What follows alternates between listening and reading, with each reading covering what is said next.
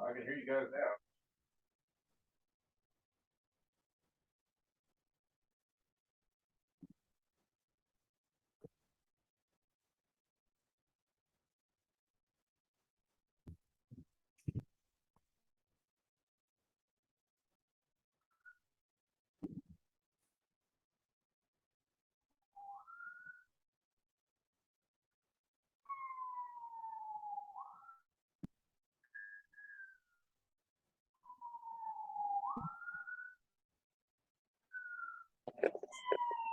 Hear me now? Now I can hear you. Yay! All right, sorry about that technical difficulties, folks. I appreciate your patience.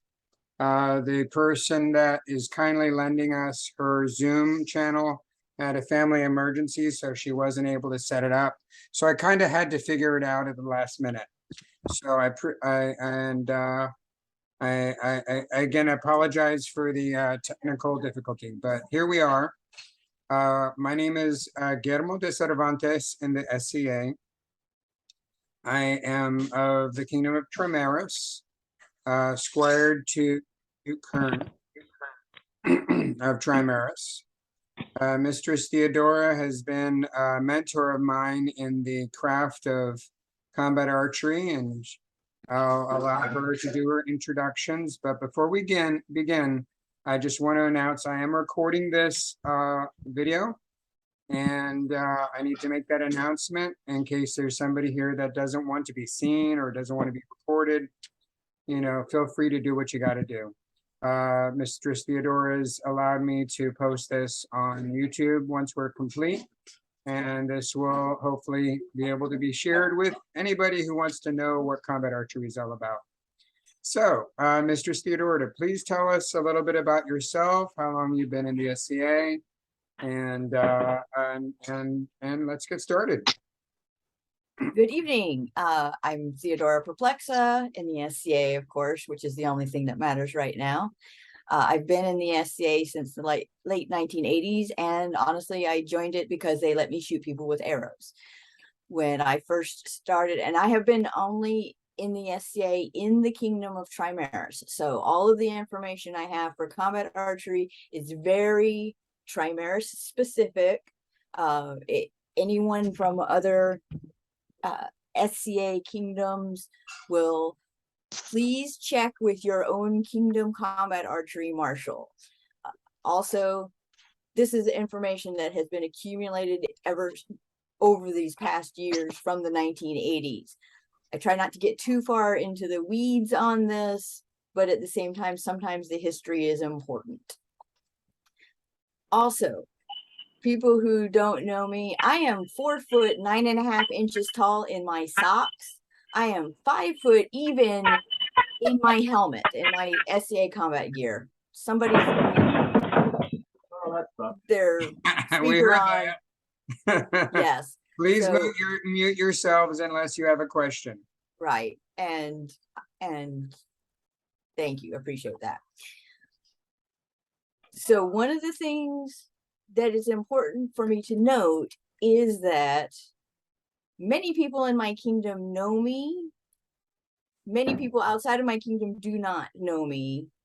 Or if they know me, they're the Anstiorns that are cussing me out for getting legged, and then they cannot find me to shoot me.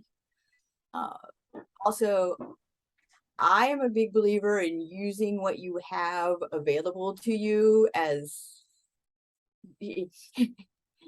to help to your advantage. One of the things that's been in the background of all combat archery that I've been involved with has been this notion that combat archers are not chivalrous fighters. And I hate that notion, but at the same time, I have to go with that notion because I am super short. If I went all chivalrous on people, I would be tent pegged constantly. So I'm all about the shooting you, hiding, and then running away. So this should be this is the perspective from which I am coming. About 4.5 feet off the ground, and no, I'm not going to let somebody that is twice my size hit me if I can possibly help it. So Lord Gee has asked me to do both a introduction to combat archery and then segue into more intermediate things you can do once you have become a combat archer.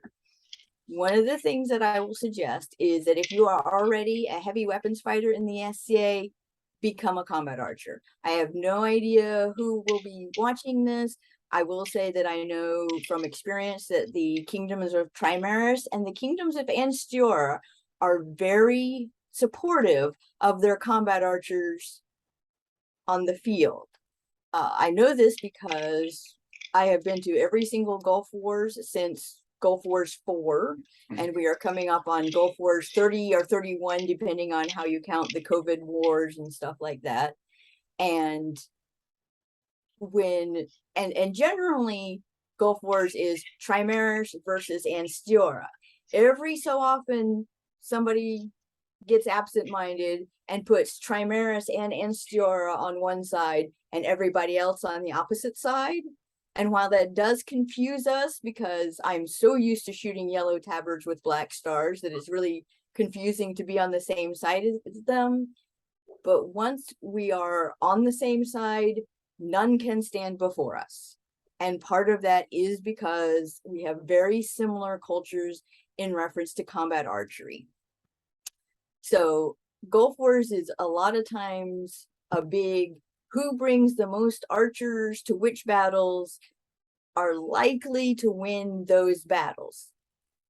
And I say this not to brag, but it's just kind of a fact of life. So any of the war points that involve combat archery, we make a big difference. And it does matter how many we bring, but it doesn't matter perhaps as much as you would think. It matters about how evenly matched we are or not, as far as combat archers are concerned. One of the things to keep in mind, so going back to my beginning again, getting in the weeds here.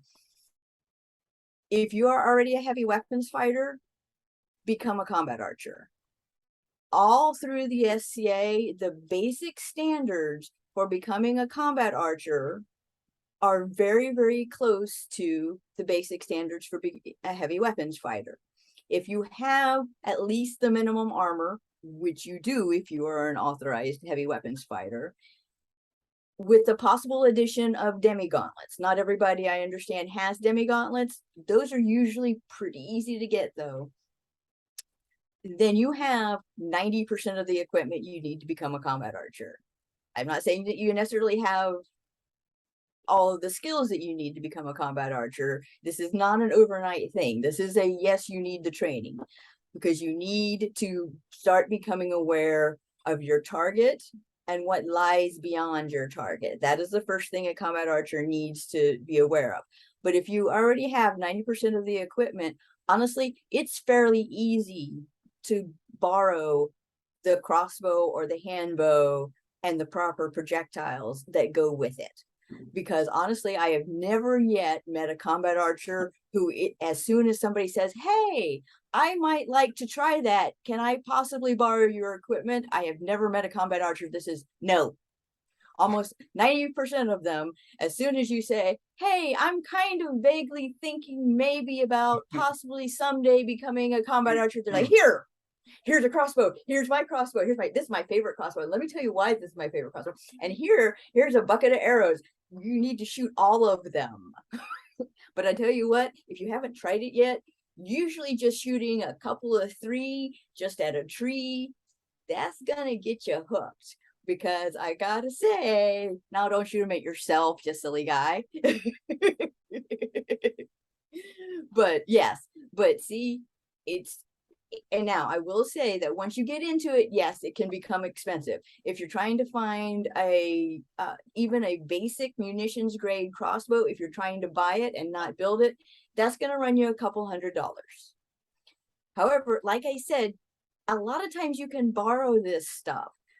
you can usually borrow, don't go up to them. Well, said Mistress Theodora said that you're going to let me borrow a crossbow for my entire rest of my life.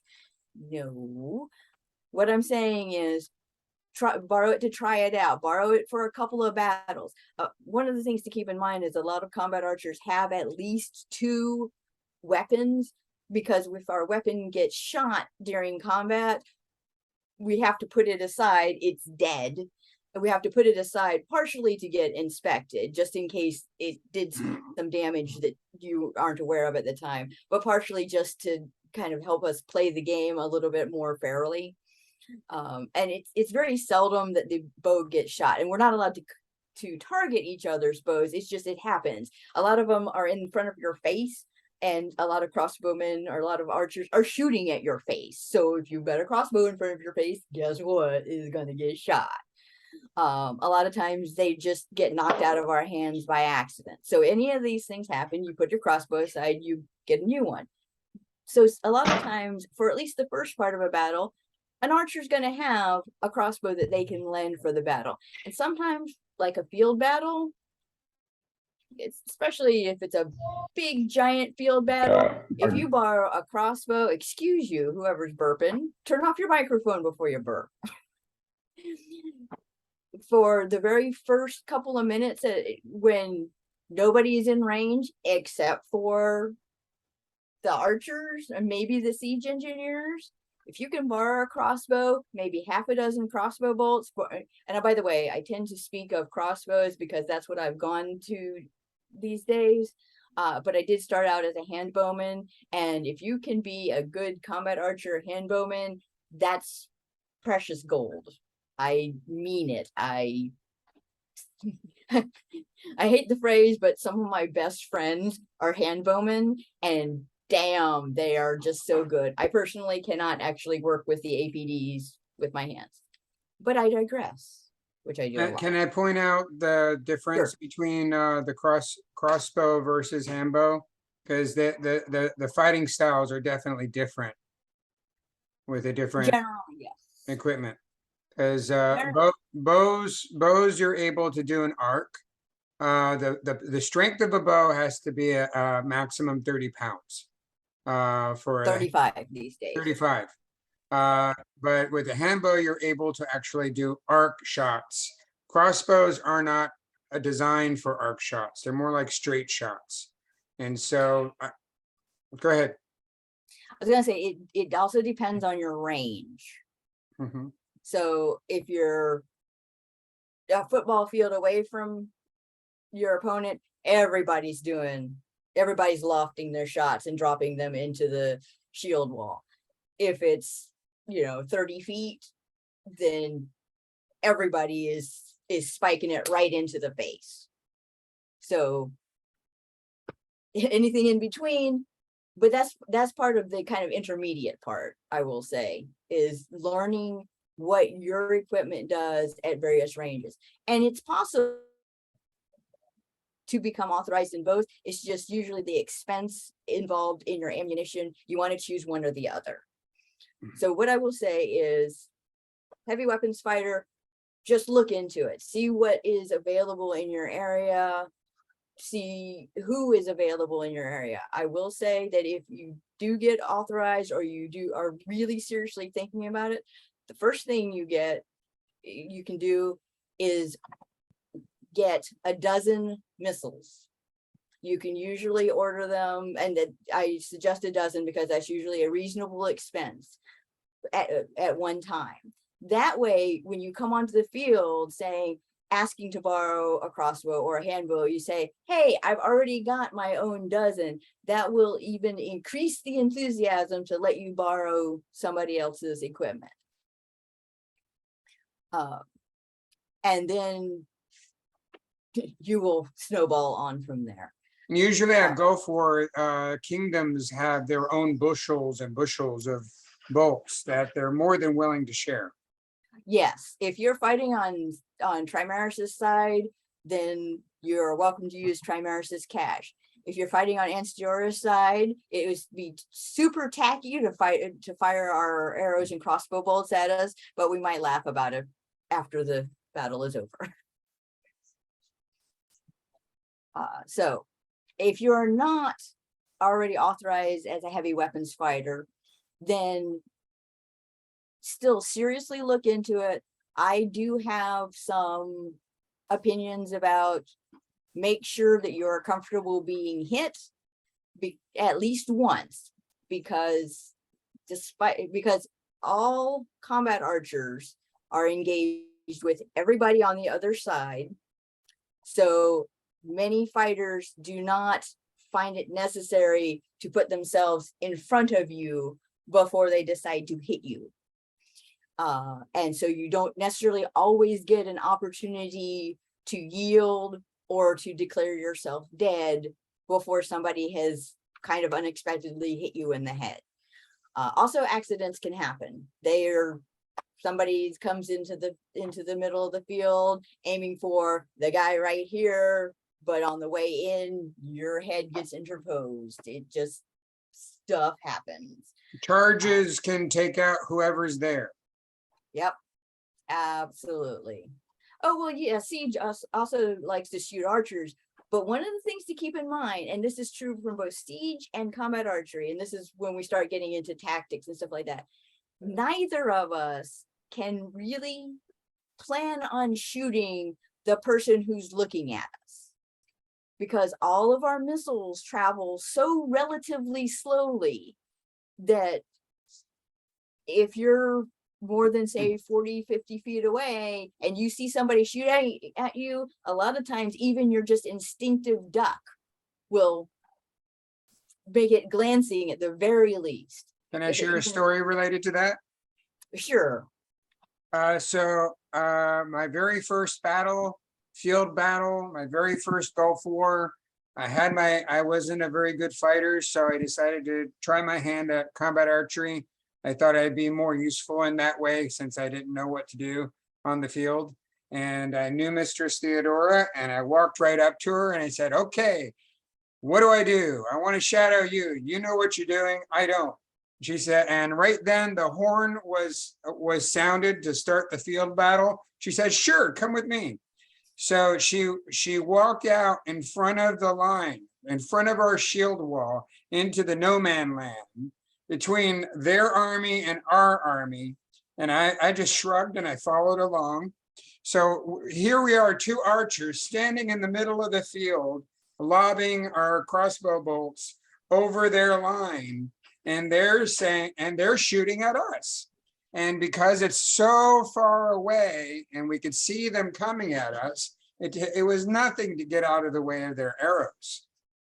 But of course, they were all lumped together in clumps. And so it was a little bit harder for them to avoid ours. But I'll never forget that in my life.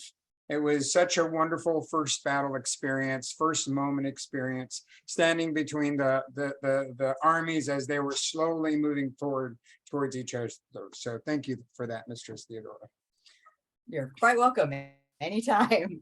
Anybody else who wants to follow me out into the middle of a battle is more than welcome. And Daniel, I don't recognize you out of armor, so I'm glad to hear that you specialize in shooting me. And that's something to keep in mind is once we get into the tactics, especially, is that one of our main jobs, one of combat archers' main jobs is to shoot the other combat archers. But once again, you can't let them know that you're aiming for them in particular. So you develop plans, you develop your tactics, and you develop how you implement all of these pieces of information coming together and how you in particular react to various situations. So, are there any particular questions now from the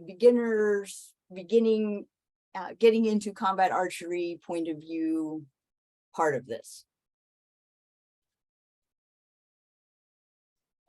What's a good shot when you're shot with a crossbow bolt in the helmet? What's considered a good shot? Oh, face. So if I get a crossbow bolt to the back of my head or the side of my head, that's not considered a good shot. It has to be on the grill. Pretty much. I mean, not all helmets have a grill, but as you go through getting armored up, if you're new at it, or as you have gone through your authorization process as a heavy weapons fighter and any other practices, you will get a feel for what counts as your face. One of the things to keep in mind is that a lot of times it is hard to tell where it has hit you on the head. So it is perfectly reasonable to ask the combat archer that you think has just shot you where they think it hit. All of the combat archers that I have interacted with, even as opponents, have been very, very honest. They're like, no, it's glancing, don't take it, don't take it. Or they'll be like, yeah, it was right here. You know, so it's like you get to choose. If they say it was right here, it's like, for you, does that count as face? For you, does that count as your helmet? And Sir Reiger, Reiger, sorry, I apologize for that bad pronunciation. Oh, it's Yorick. Hey, so I've lived in a lot of different kingdoms, and in particular, I was part of helping archery get established in Qaid. So one of the things you definitely want to do if you go to an outer kingdom war that's not Gulf Wars is ask, because it really does run the full gamut from only face shots count to your entire body except your hands and feet count, depending on the kingdom. Okay, I was talking particularly the question that was asked was where on your helmet count. Right. I mean, Qaid, the top of the helmet count. Oh, okay. See, I thought this was I need to go double check the rules, because honestly, I had thought that was in the SCA Wide Marshal handbook. But so okay, good. And here's a good instance of interkingdom anthropology as applies to combat archery. I love the phrase interkingdom anthropology.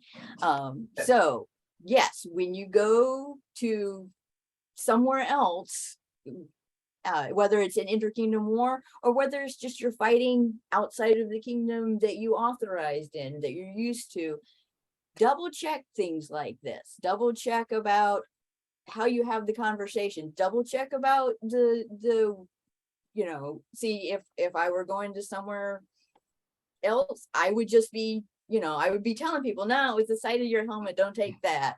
Now I will say that sometimes people will instinctively turn their head to, basically, if you've got something flying at your face, it's an instinct.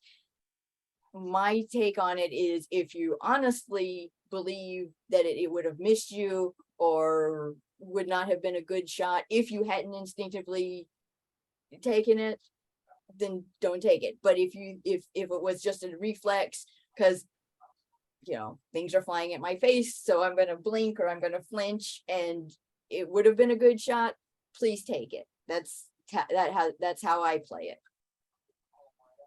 So one of the challenges I had initially was struggling with my equipment, balancing how to load how to cock my crossbow with my armor. yes, You know, I specifically created very light leather armor because I wanted to be a combat archer, and movement is a big part of being a combat archer. yes. And so I had to find just the right niche in my armor to place the butt of my crossbow so I could cock it.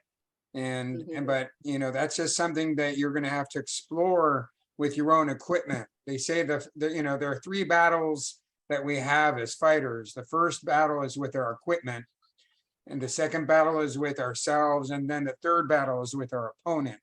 And so the first battle is figuring out how to work your armor with your crossbow, and how to store your bolts on your hip just at the right height of your waist, so you can just reach down and grab, you know. So the length of your strap is an issue, so that it's just at the right place. And then of course prowess, building the skills to be able to effectively lock and load without looking. You know, to be able to cock your crossbow, grab for the bolt, put the bolt in place without looking, because you need to have situational awareness around you at all times. And if you have to take your eye off of the field to load your crossbow, that's a problem. Yeah, yeah, and that segues into the intermediate and the things that once you have authorized, what you need to work on. And absolutely, one of the things to keep in mind is that everyone's body mechanics change dramatically once we put on armor, not just from the helmet, not just from the body, but from the way these things work together. From our gorget will change. Yeah, how it's hitting today will change our body mechanics. So as you are putting together your equipment, always, try these bits and pieces, try it at home, wander around your backyard, span and unspan your crossbow, or, at least bring your bow up and see how that feels. Make sure that you don't have any wings on your elbows that are going to cut that string. I nearly did cut strings for a while. I had these giant, because the armor was made for regular sized people, regular sized SCA fighters. So those of you who came in late, I am 5 foot tall, even in my armor. So anything that fits somebody else's elbow is likely to be a knee cop on me. I am, I'm not a tiny, skinny little person, but I am a short person. So yeah, think Hobbit, basically, And I'm not going to tell you about my feet, though. I like to reference back, Mr. Thorson made a comment that he uses a hand bow. Yes. And in relation to loading your bow, it's no different when you're taking your arrow and you're knocking the arrow onto your bow. You want to be able to do that without looking. Yes. So it's no different if you're talking about a hand bow or a crossbow. Uh-oh. Upgrade. I have not, okay, and I also want to speak to something mentioned in the chat here. I had seen an experiment with, and I'm presuming you meant PVC and typo, but I had seen an experiment with PVC pipe made into bows. My information that I have was they are a bad plan for SCA combat. I was under the impression that they were reacting badly in cold weather and other problems. Now, I haven't seen the actual report on it. I am sure that somebody put a report in. So if you contact the SCA-wide combat archery marshal, then I believe that they should be able to pull it up for you. Don't go on rumors. Go on what the marshal handbook says. And if you can't find it in the marshal handbook, either the SCA-wide one or your kingdom marshal handbook, go right to the source, go to your, go ahead and start at your local marshal, work your way up to your kingdom marshal, and then go ahead and go to the SCA-wide marshal. Because there are always, as with armor, you've got the basic rules, SCA-wide, and then kingdoms will sometimes add things to them. They can add, they can't take away. Same with combat archery equipment of various kinds. So, yeah. Sorry about that background noise. Could you talk a little bit about the different styles or types of archers? Yes. Some of us are right up in the middle of things because honestly, we can't keep ourselves out of the middle of things. It's just, oh, look, there's something going on. I'm going to rush right there and be right in there and as close to the front lines, or as Grease pointed out, when they're really far away, sometimes it's easier to just get in front of the line and shoot. Sometimes that's just the way it works. But sometimes for whatever reason, your own personal reasons, I'm not calling anybody out or for anything, is you don't want to be right in the middle of the scrum. I mean, sometimes you're having a bad day. Sometimes it's just, that's not your style. In that case, go ahead, you can hang back to the back and to the edges. Something to keep in mind also is that your handedness does make a difference. I am generally right-handed, but my left eye is dominant. So I shoot left-handed. I always have target archery and combat archery. And so that means that I am tending to be more comfortable on our unit's left flanks, because that's just, I can feel like I can kind of get in there and aim a little bit better, which is super good for me because I'm aiming at mostly right-handed fighters that therefore have their shield on their left hand. So what I am seeing is a big open space. Big is a very relative term. It's a big open space that I can see almost all of the right side of their body. But if you're right-handed, you're going to tend to be, or if you're shooting right-handed, you're going to be tend to be more on the right flank in my experience.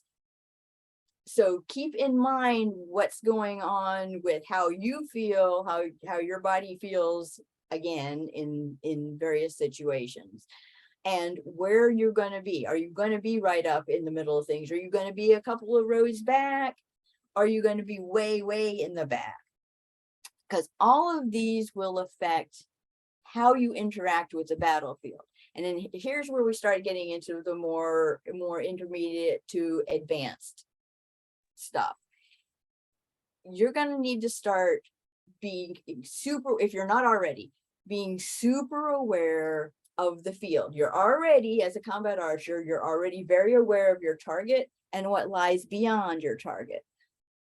But to be a really effective, not only as a combat archer, but as a team player, you're going to need to be really aware of what's going on all over the battlefield. Remember what I said, that you essentially, you cannot shoot somebody who's looking at you. So you've got to be looking at everybody who could conceivably shoot you. And sometimes they're going to be way out on the edge, and sometimes they're going to be right up in your face, and sometimes they're going to be right in between. This is where we can really, really be effective, because since we're looking out for ourselves, we are trying to figure out who might be a danger to us out on the field. We can also figure out, as we get used to the situations that we find ourselves in, we can also figure out what's going to be a danger to our compatriots, to our unit, to our army. And we can start giving that information. If you know your commanders, you can give it to them directly, call their name. If you don't know that your commanders, at the very least, you're going to want to let the folks that are right in front of you know what's going on. Again, I tend to hang out at our left flank, which is usually our opponent's right flank, obviously. Sorry about that. And a lot of times battles will swing that way, I have noticed. So I spend a lot of my time looking out for flankers. This is also where my height comes in, because I can't see over people. I'm looking around people. I'm trying to see, I'm edging out, shooting at them, but I'm also trying to see what's going on. If you're a taller fighter, then you can see what's going on. Of course, that also makes you a better target. So again, you're going to be spending a lot of your time watching out for people who can see you really well, and so therefore are going to be shooting at you. But then again, if you're drawing fire, you can also see where that fire is coming from. So you can start warning your people, fire incoming 1 o'clock, fire incoming 11 o'clock, that sort of thing. And just be loud about it. If you're worried about like usurping a commander's position or something like that, instead of giving advice, give information. Just tell them where the fire is coming from. The shieldmen will always be grateful for that, because if it's a battle involving combat archery, chances are they are turtled up so high they cannot literally see what's going on. Their shield is here. And if they can't see, a lot of times then that means that they are relying on somebody else telling them not only where to go and when to go, they're relying on somebody else to tell them what's going on. Why are they doing this? So if you can feed that information to people, you will become everyone's best friend. This is a great way to get your drinks bought for you after the battle. So ladies and gentlemen, I have to apologize for this. It seems that this particular Zoom hasn't been updated, so it's limited to 1 hour. If I could, I'd like us to take like a 3-minute break. I'm going to reboot and then I'll post the new invite out for everybody to rejoin. I'm going to stop recording now.